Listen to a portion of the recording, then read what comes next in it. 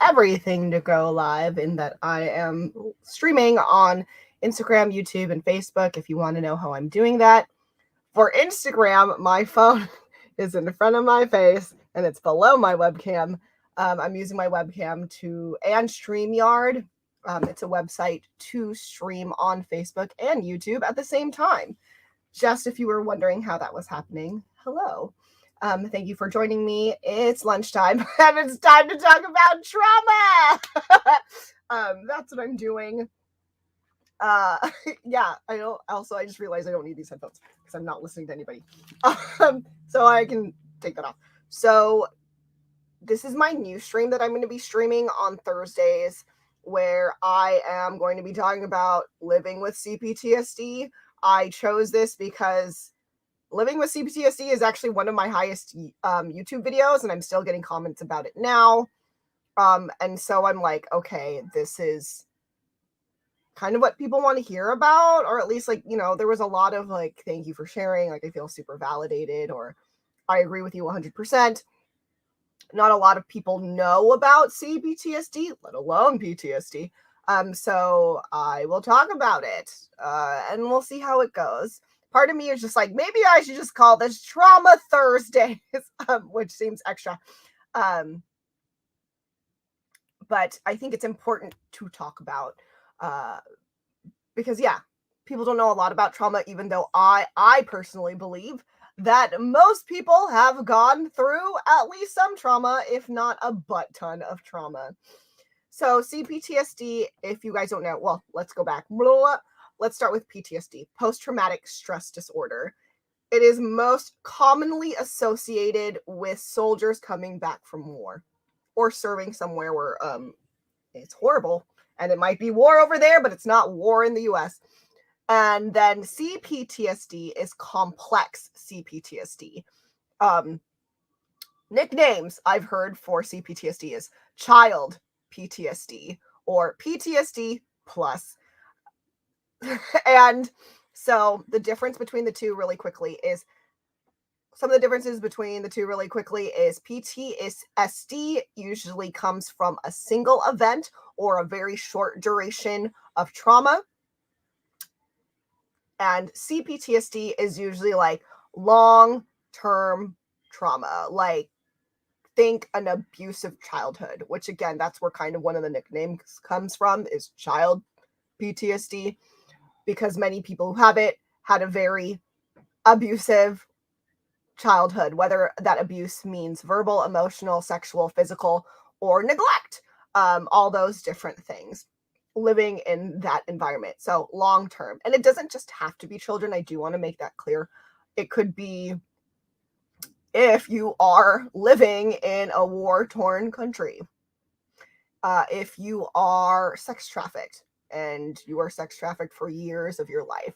So just going back to clarification for duration, PTSD is usually a singular event or over a short time, say maybe months. And cPTSD is usually years and years and years and years.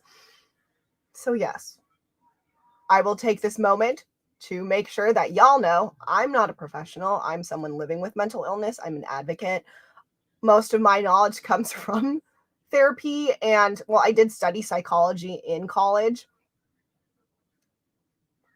but most of my knowledge comes just from therapy and living and learning from other people and doing my own research. But yes, there's so many things I want to say about that, but I want to stay on topic. So mostly I'm coming from my personal point of view and from what I know and what I've been told by professionals. So today we're talking long-term trauma. And so this is kind of like my intro to cPTSD for you guys. And I guess, yeah, that's pretty much what it is. This is going to be an intro, which is why it's called long-term trauma. I feel like a lot of us, I don't know, maybe it's not a lot of us, but I don't want to say everyone has cPTSD because that's not true, nor is that fair, nor can I diagnose anyone, including myself, because that's not my job. I'm not a professional. But I think it's important for everyone to think about their lives and what traumas they faced. Because I think a lot of people don't realize they've faced trauma. I think, especially for children, we're going to focus on children because I think that's easier. And that is something I can more so relate to than other things. When you grow up and you have your family, that's what you know, right? That's the world you know, especially because other families, they won't, especially Asian families, they don't share their dirty laundry. They're not going to air that. Also, it's personal, all these reasons of people not sharing the weird, maybe not healthy things that they do in their family. So when you're a child, you know what you know, and the things around you are presented as normal. The only things that might prove otherwise, and that's what did to me, was TV. Full House. Full House, I think I was very into, because it presented a childhood that was unlike mine, in that they very much talked about their feelings and they talked things out. The family unit was very strong in that particular way. My family unit had its own strengths, but it was kind of weird. And I don't want to delve into that right now, but we had our own strengths. It wasn't like Full House. So I think that's why I really was into the series. It was just like a different kind of love that I wasn't shown. So yeah, but also the thing, since I was a child, I was like, oh, that's just TV. It was easy for me, even though I did have the semblance of something is off with my family. It was very easy to just go, that's TV. That's just not what life is like. This is what my life is like. This is what life is like. And because we have those thoughts as children, it makes us susceptible to trauma, or we're having trauma and we don't know what's happening. So it's hard. A lot of us grew up thinking that verbal abuse, that neglect, that even physical abuse for some of us, that was all okay.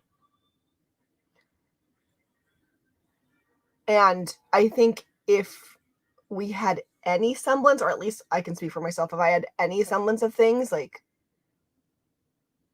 especially I had sexual abuse as a child. It wasn't by my family, but I did long-term sexual abuse. So when I'm thinking of all the different abuses, and I'm thinking specifically about my sexual abuse, I knew that was wrong, but I also, being a child, and this is what predators do. They say, don't tell anybody. This is our secret. And they can force that by either just even saying that might work for a child, but also could just be, you're going to get in trouble. This is your fault. Or if you don't do this, then I'm going to be really sad, or I'm going to kill myself, which seems very dramatic, but that is actually something that has been said to me personally. So it's hard. You might understand that something is wrong, but when you're a child and all these things are happening and these people are saying things to you, you just, I don't know, you just kind of go with it just because you don't know better, or you're actually scared. It's tough. So long-term trauma someone's calling me. No. Can keep happening that way. And we don't realize it until when we're older and we're wondering, why? Why do I feel broken? Or why don't I fit in? Why do I feel like I'm the only one like this? Especially, oh my gosh, going to college and meeting super different people and then hearing about their families and stuff. I was just like, 1, super jealous, 2, super confused, and then 3, super sad for myself. And one of the things with cPTSD, when you're in a long-term traumatic situation, and again, I'm going to go back to the example of being a child, because all that has happened, right? And that's how you grew up. You start creating these coping mechanisms. And one we actually talked about, right? Just kind of going with it or accepting accepting, quote unquote, accepting things, because you don't know what else to do.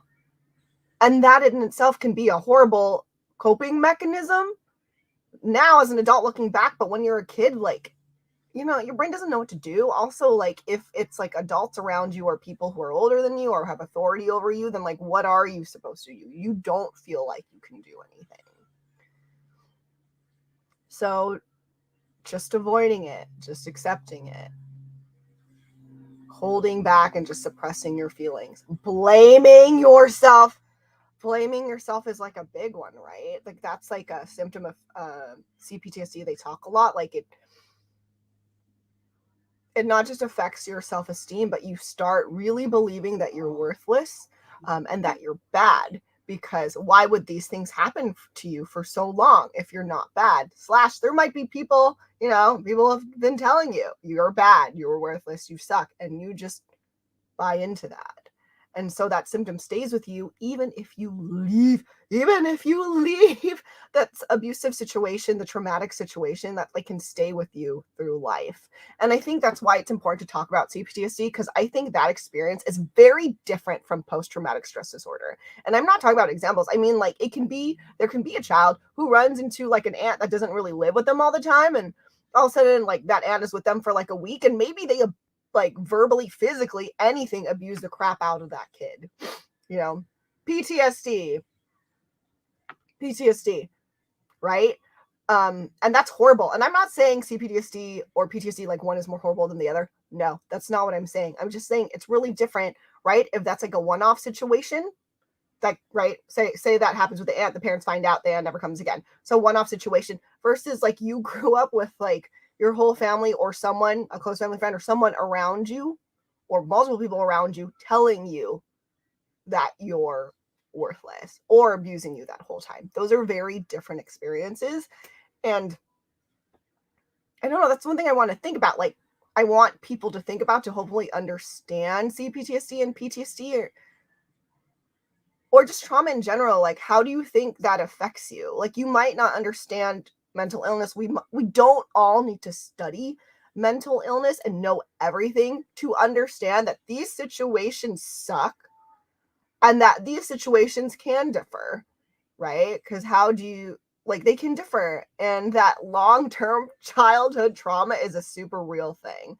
And that one, again, like, I really want to talk about complex post-traumatic stress disorder, cPTSD, aka by some people child PTSD, because I think a lot of children go through this and they don't know, and then we grow up as adults and we're really lost and we feel really broken and it sucks. And you know, I don't want anyone to feel that way. So whether like I'm talking to people who like resonate with me and you're like, oh crap, I went through a lot of childhood trauma, maybe I should think about things. Not necessarily diagnose yourself, but just like think about things and how that has affected your life and how you might not be worthless. It's just all this trauma happened to you and it actually ingrained itself. That's not you, that's the trauma.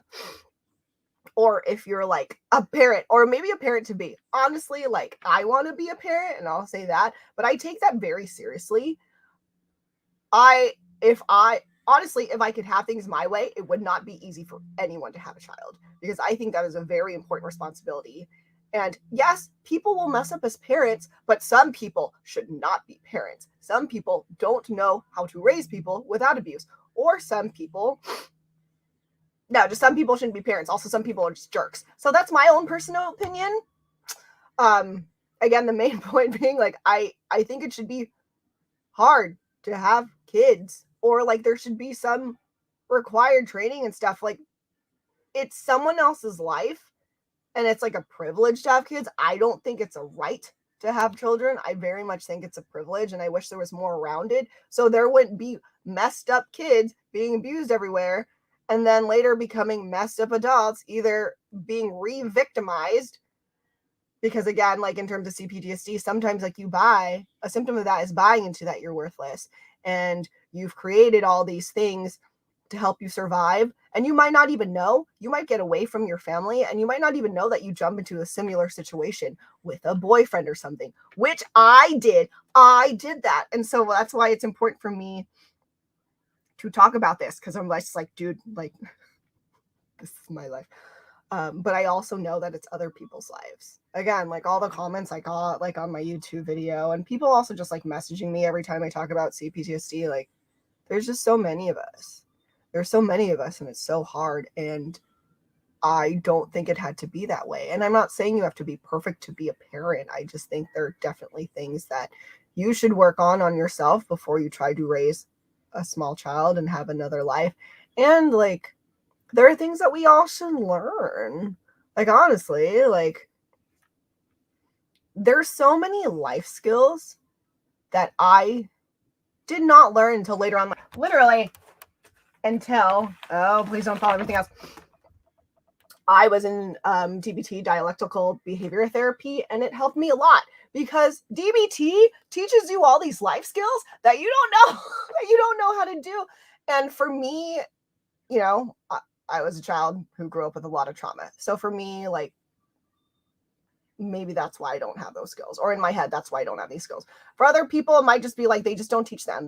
Like DBT. It teaches about mindfulness. It teaches about distress tolerance. It teaches about emotional regulation and then interpersonal relationships. They have a lot of those skills in their workbooks, and I did not learn a lot of them, or I only like knew of them and never thought that I could apply like any of those skills, especially when it comes to emotional regulation, because that's super hard. So yeah, I'm getting a little bit ranty, but it's because I'm getting really mad. Again, having kids is a privilege and is really important. And, you know, I'm speaking to everyone, like, you might not intend to be a bad parent or an abusive parent or a neglective parent. Stuff happens. I think it's easy to fail. And I don't mean that as like a condescending thing to anyone. Like, I feel that for myself too. I feel like if I don't take hard looks at myself constantly, get my crap together, and learn things about being a parent, like, and like, you know, not just like basic stuff like how to do a diaper and stuff, but I mean like learning how to communicate with my child in a way where they don't become scared of me. Learning to communicate with my child and learning how to discipline it in a way that's effective but not abusive. Those things are important. And when I think about my parents, I don't at all think that they were trying to be bad parents. I think actually in a lot of ways, my parents were really good parents. I think they had shortcomings, and a lot of it comes with not knowing how to deal with their own trauma or mental health. And then because of that, and because then things happened in life to them that made things worse, they were overwhelmed. Things happened. They reacted certain ways to me and my brother trying to raise us. And then also at some point, to be very honest, like I slipped through the cracks. So I think it's something that we should all think about. And even if you don't want to have kids, I honestly think you should think about it just like as an adult, because one, everyone kind of interacts with kids every now and then. And then two, we need to know how to better interact with each other, like as adults. Like I do sometimes, I don't think there's anything wrong with being child-free. Not at all. If you don't want to have kids for whatever reason, wonderful. The thing that I have a problem with is when child-free people are actually child-hating people. Oh, am I drifting into another thing? But okay, so I'm kind of getting there because I feel like for a lot of people with cPTSD, with long-term trauma, especially from childhood, we don't want to be parents. And I understand that because I was also there for a long time. And it's understandable, and that's fine. Some people have a really extreme adverse reaction to children. And I don't know. This is me going out there now. Like, I just feel like some people who hate children, they don't really hate children. Sometimes I do wonder if this is like you hate yourself, or you actually still hate that your childhood sucked. Also, when I look at children, especially when they're really small, Not to say that children shouldn't take responsibility for their actions, especially as they're getting older and they understand the world more. They definitely should. But I also know that if a 5-year-old is a jerk, like hits other people, is super abusive, way more likely than not, there's something going on at the home and someone is teaching that, like them, that behavior, versus that's just innately in them. So yeah, I don't know. I'm against child hate and I had to rant. I think is that what that was. But it really, like, it's important to me when I've taught so many children, and there was this one little girl I had. This always comes up in my head. There was this one little 4-year-old in this dance camp. And quite honestly, she was a little horrible. She would never want to listen to anyone, which is actually like the least of it, but she would like pick on other kids. She would like poke other kids until they cried. She would say mean things. And so one time it was happening in front of my face. I was like, you cannot do that. Please keep your hands to yourself. You can't keep poking this other little girl. Now she's crying, right? And we're like, no, that's mean. Please don't be mean. Please keep your hands to yourself. And then she starts yelling.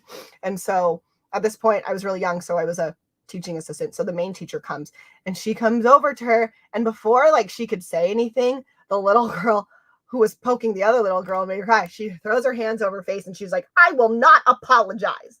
I will not apologize. And she's yelling that. And I'm like, yo, what adult taught you that? So that goes on in my head. And yeah, that kid was being horrible. Definitely was their parents or someone in their life. Like, I will not apologize. Like, come on. So yeah, and I hope wherever that kid is now, I don't know. I hope things got better. I'm just gonna look around like this does anything, but maybe, I hope you're better somewhere, wherever you are. Oh, and I guess I'll top that off with the other story of, so one day she was actually being really good. This little girl was actually being really good and she was being really sweet. And because of that, like, and this was in the same week, right? So I'm like, okay, yeah, when a child is not doing good things, we hold them responsible. When she was being really good, I kept telling her she was so great. And then her parents came to pick her up. And I will never forget this because it was like 2 parents, an older sibling. They're all wearing sunglasses. Their kid is going up to them. They're saying bye. And I make it to them because I want to say, oh, blah, blah, blah. She was being so sweet today and so helpful. And it was wonderful. She was being so wonderful. And I just got like, again, they're wearing sunglasses. So it's just like, that was the response. And they're like, okay, we're going to go now. And I was like, oh my God, this is why your child is like, your child is. So that's going with that. So I don't know. Like, I mean, I'm not going to assert anything, but like, with these families and stuff. But again, like thinking about like long-term trauma, thinking about childhood trauma, thinking about, what if that little girl, what if, she only got attention when she was quote unquote being bad, right? That, I don't know. There's a lot. I'm going into a lot of places. But I guess what I want to say is, think about long-term trauma. Think about if you've had it, I'm sorry. And maybe think about how that affects you, because that's important to know. If you haven't, please think about what that might be like in order to grow empathy for other people. Because I think that's like a big thing right now. Like, there is no empathy for anyone. No one can put themselves in other people's shoes, which is, I thought, was a skill we were trying to learn since we were young, but I don't think people are doing that. So, especially because this is September Suicide Prevention Month. I'm not saying like go get some trauma so you can understand what it's like. Oh, please no. But just try to have empathy. Try to, for people with PTSD and cPTSD, try to imagine what it would be like to be in a long-term situation of abuse. Think of what it might be like to witness a really horrible traumatic event and how that affects you, like, and how these different things affect you. It's not fun. It's not fun, and it stunts a lot of living and a lot of life. And if I think we can be understanding of that, those things happen, maybe we can be kinder to each other, which I honestly feel I'm trying to write a newsletter like for the Thoughtful Beast, and it's just turning into angry rants about people being jerks. But I really do feel like kindness is like a really big thing for suicide prevention. Having empathy, having to understand. Being kind, and I don't mean kindness just like, oh, I'm gonna let someone borrow my pencil because they really need one, or kindness like, I'm gonna go to a food kitchen. Like, those things are great too. Like, but I'm also thinking about kindness in that, think about what it's like to be someone, and please give them grace, or please don't mock and bully them. Really, that's it. Suicide prevention, one of the biggest things in my head, kindness. The opposite of malice and hatred and bullying. And I think I'm going to leave it with that today. Yeah, I think I'm going to leave it with that today. Thank you guys for being here or for watching this in the future. I know I'm going to address it now really shortly, but I'll have like a whole stream about this. I don't do trigger warnings. Really shortly, I understand why people want them, but I don't do them for my content. I will say what I'm talking about. Like, if I say trauma, I feel like that should be its own kind of like, okay, this is kind of what you're walking into. And if you walk into something and, something happens and it's too triggering, like, please, by all means, leave my stream. Don't watch the rest of the video. Like, I totally understand that. And I'll go into it more, but I just kind of want to say that because I'm going to be live streaming about this. And I guess this is somewhat my trigger warning. I don't really like that. Maybe like content warning. We'll talk about like all my feelings about that probably next time, but please just know that, like, I'm talking about trauma. I will be talking about my personal trauma. I'll be talking about like trauma. So that encompasses a lot of things. So just please be aware. Take care of yourself. And thank you. And I'll see you next time. Bye, everybody. This is always so weird because I use my mouse for one and the finger for other. Yes, end video. Bye, guys.